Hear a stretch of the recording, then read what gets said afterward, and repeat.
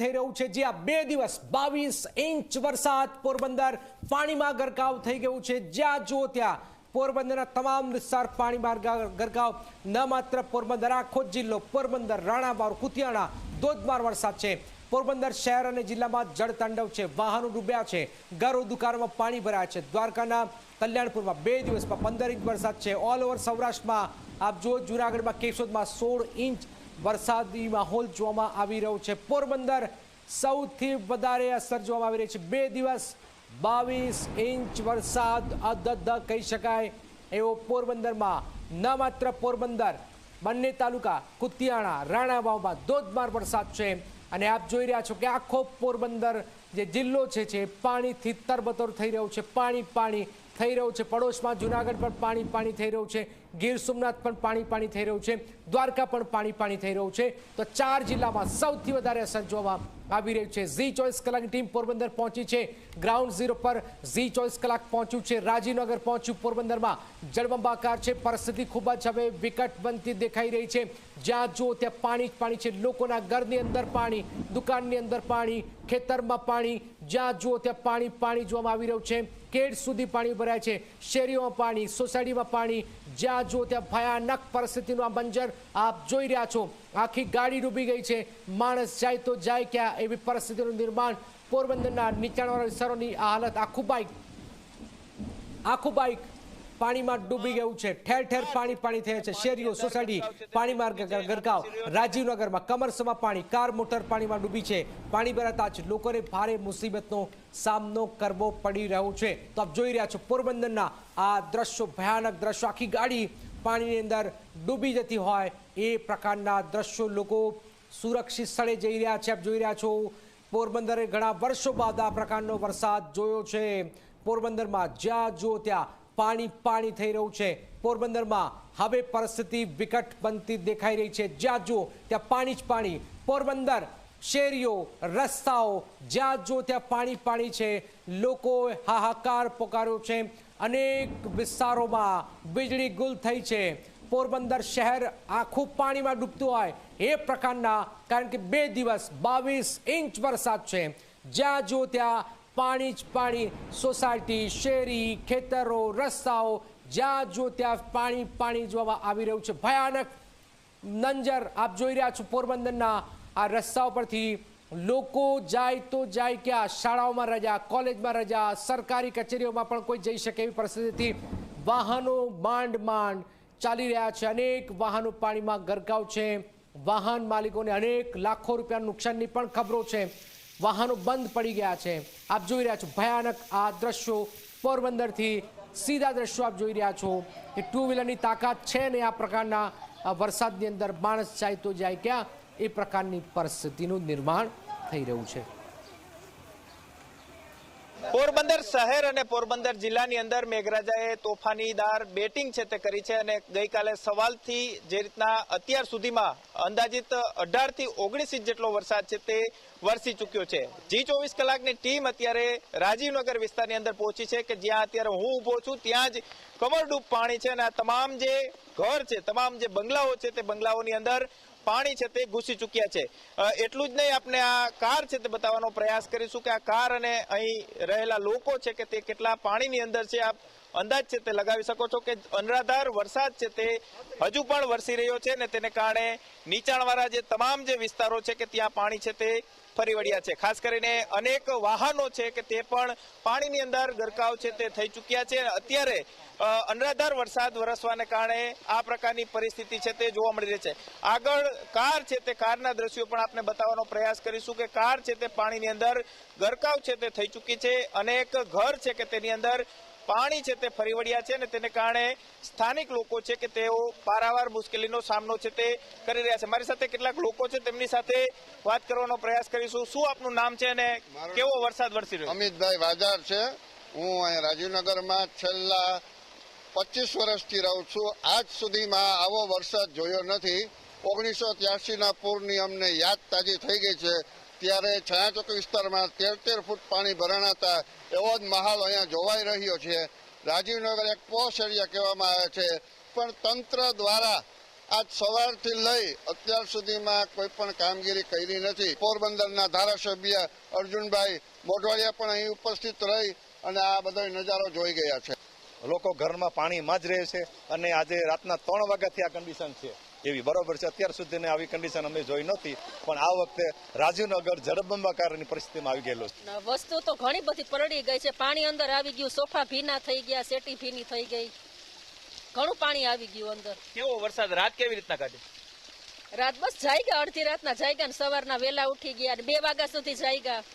Bike છે તે પાણીની અંદર ગરકાવ છે તે થઈ ચૂક્યું છે, એટલે કે ક્યાંક જળબંબાકાર જેવી પરિસ્થિતિ છે તે અત્યારે પોરબંદર શહેરની છે તે જોવા મળી રહી છે. નીચાણવાળા જેટલા પણ વિસ્તારો છે આ વિસ્તારોની અંદર જે પાણી ભરાઈ જવાની સમસ્યાઓ છે તે સામે આવી છે. એનડીઆરએફની ટીમ અને પોરબંદર નગરપાલિકાની ટીમો છે કે તે નીચાણવાળા વિસ્તારોની અંદર રેસ્ક્યુ તો કરી રહી છે, પરંતુ ક્યાંક અનેક જગ્યાએ હજુ પણ તંત્રના જે અધિકારીઓ છે તે પહોંચી શક્યા નથી. હાલ તમે જુઓ કે આ આખો વિસ્તાર છે કે ત્યાં ગાડીઓ છે તે પાણીની અંદર ડૂબી ચૂકી છે. રાજીવનગર એક જ વિસ્તાર નહીં, પરંતુ અનેક એવા વિસ્તારો છે કે ત્યાં આ પ્રકારની પરિસ્થિતિ છે તેનું નિર્માણ છે તે થયું છે. બોખીરા ગામની અંદર પણ આ જ પ્રકારની પરિસ્થિતિ છે, ત્યાં પણ જળબંબાકાર જેવી પરિસ્થિતિ છે તે નિર્માણ પામી છે. અત્યારે G24 કલાકની ટીમ જ્યારે રાજીવનગર પહોંચી ત્યારે રાજીવનગરના જે સ્થાનિક લોકો હતા કે તેઓ તેમને લેવા માટે આવ્યા હતા અને તેમના ઘરની અંદર કઈ પ્રકારની પરિસ્થિતિ છે, લોકો કઈ રીતના વસવાટ કરે છે તે તેમને બતાવવાનો પ્રયાસ છે તે કર્યો છે.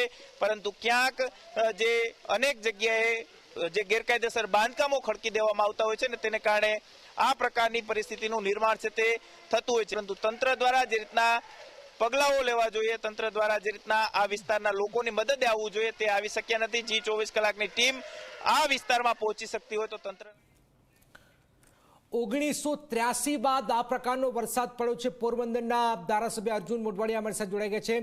મોઢવાડિયા સાહેબ, આ જે વરસાદ છે આ વરસાદમાં શું પરિસ્થિતિ પોરબંદરની થઈ રહી છે? ગઈકાલે રાત્રે પોરબંદરમાં ભારે વરસાદ થયો અને એને કારણે નીચાણવાળા વિસ્તારોમાં પાણી ભરાયા છે. શેરીઓમાં ગલીઓમાં તો ખરા જ, પણ એ સિવાય જે નીચાણવાળો વિસ્તાર હતો એમાં ઘરમાં પણ પાણી ભરાયા છે.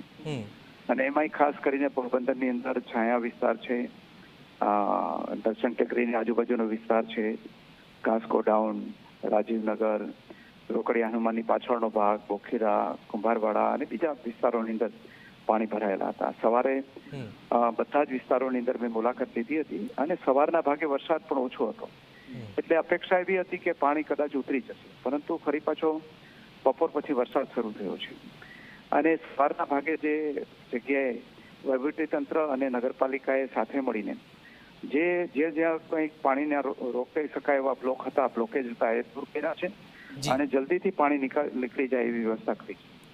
તે ઉપરાંત મેં માનનીય મુખ્યમંત્રી શ્રી સાથે પણ વાત કરી છે, માનનીય પ્રભારી મંત્રી કુંવરજીભાઈ બાવળિયા સાથે વાત કરી છે અને માનનીય કનુભાઈ દેસાઈ એનર્જી મિનિસ્ટર સાથે પણ વાત કરી છે.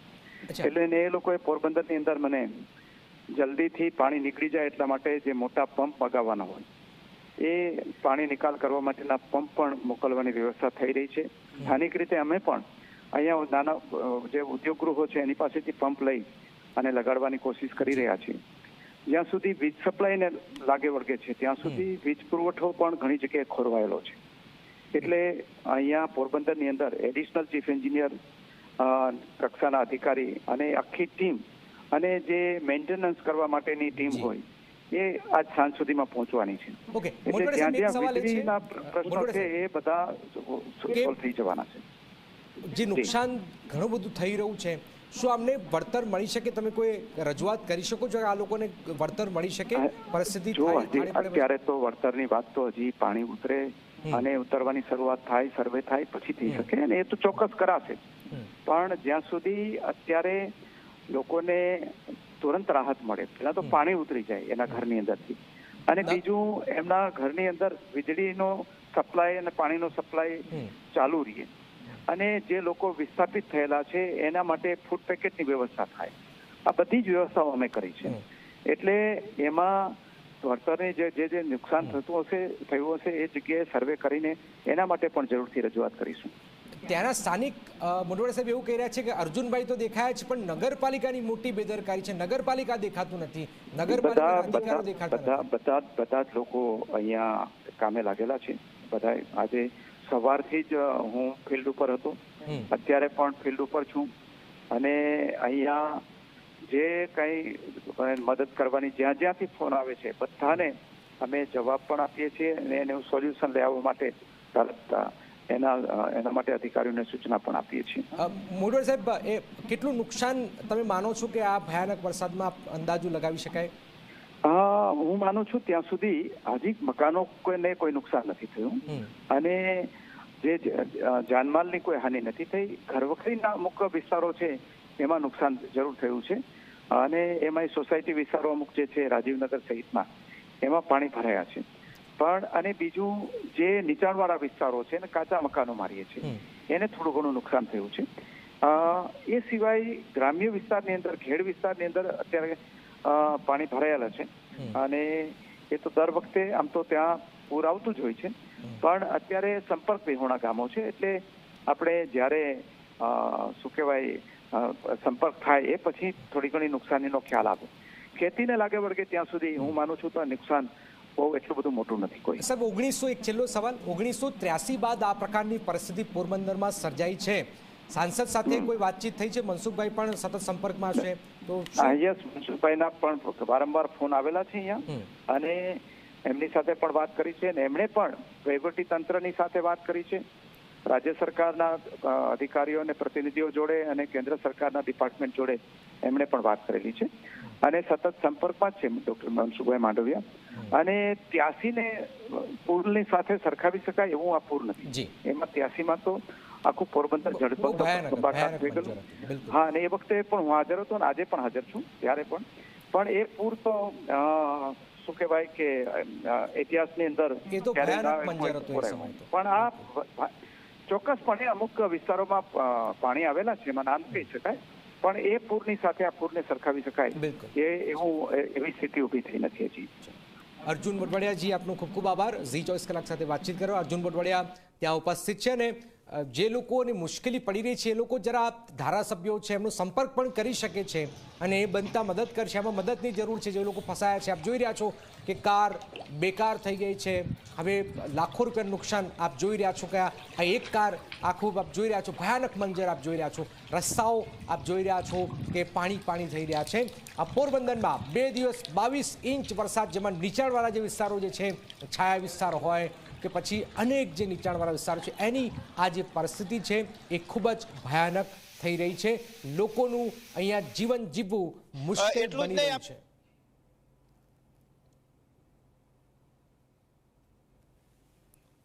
જ્યાં જો ત્યાં પોરબંદરની આ હાલત, 22 ઇંચ વરસાદ 2 દિવસની અંદર, લોકો માટે કોઈ ઓપ્શન નથી. લોકો જાય તો જાય કે નગરપાલિકાની જે કામગીરી છે એ બિલકુલ કામ નથી થતી. આપ જોઈ રહ્યા છો કે જે 22 ઇંચ વરસાદ છે એમાં કોઈ અધિકારી નથી પહોંચ્યા. લોકોનો આક્રોશ પણ જોવામાં આવી રહ્યો છે. નદીમાં જાણે નદી હોય, કાર બેકાર થઈ ગઈ છે. આ પાણીની અંદર લાખો રૂપિયાનું નુકસાન લોકોને થઈ રહ્યું છે. આપ જોઈ રહ્યા છો કે જે રીતે વરસાદ વરસ્યો છે, લોકો માટે ભયાનક મુશ્કેલી છે. ન માત્ર નીચાણવાળા વિસ્તાર, પોરબંદરના પોસ્ટ વિસ્તારની પણ ભયાનક હાલત હોવાનું હાલમાં સામે આવી રહ્યું છે. ધારાસભ્યએ કહ્યું છે કે બનતા તમામ અમે પ્રયત્નો કરી રહ્યા છે, પણ ભયાનક આ મંજર આપ જોઈ રહ્યા છો. આપ જોઈ રહ્યા છો જ્યાં જુઓ ત્યાં ભારે વરસાદ છે, મુશળધાર વરસાદ છે. પાણીમાં અનેક લોકો ફસાયા છે. એનડીએફની ટીમ ત્યાં ખડે પગે, જ્યાં રિક્ષા પણ ત્યાં ફસાઈ ગઈ હતી, અને આ જે લોકો અહીંયા ફસાયા હતા એમને બચાવવા માટે પણ રેસ્ક્યુ કરવામાં આવ્યું હતું. આ શિમલા આઈસ ફેક્ટરી પાસે વોકડામાં રિક્ષાની અંદર વૃદ્ધ દંપતી બેઠા, ચારે તરફ પાણીનો અતિપ્રવાહ વહેતો હોવાથી રિક્ષામાં જ ફસાઈ ગયા. તાત્કાલિક ફાયર બ્રિગેડની રેસ્ક્યુ ટીમે આ દિલધડક રેસ્ક્યુ પણ કર્યું છે. તો આપ જોઈ રહ્યા છો કે ભારે વરસાદની અંદર આ રીતે ફાયરના આપણા જાંબાઝ જવાનો લોકોના જીવ પણ બચાવી રહ્યા છે.